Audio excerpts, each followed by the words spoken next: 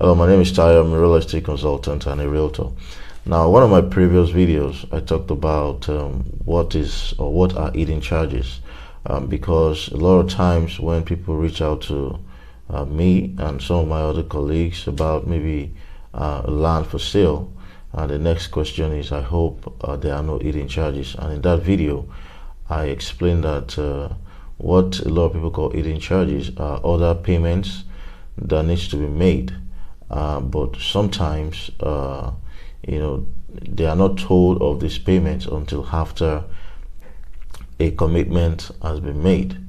Right now, I also mentioned in that video that a lot of property companies or development companies that we work with now have a document that is called the frequently asked questions document. And in this document, all of these other payments that needs to be made are clearly stated, right? And you are required to sign that document before you even make an initial deposit. Now, another important document, is what is called the offer letter. Now, an offer letter is a document that details the terms and conditions of a real estate transaction. So basically, in the offer letter, you have things like the cost of the property, if it's a land that you're paying for, how long you're going to be paying for, all of the important information, all of the other payments you need to make. For example, like I mentioned that in the previous video, if you're buying land, you've got to pay for survey, you've got to pay for your documentation, and you've got to pay for your development. So all of these other payments will be stated clearly in the offer letter.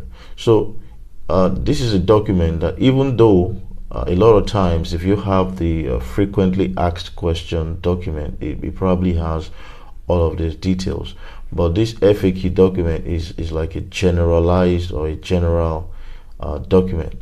If you request for an offer letter will be specific to your own purchase.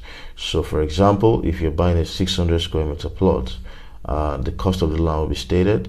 If you negotiated for a discount, the discounted price is what is going to be detailed or documented in the offer letter.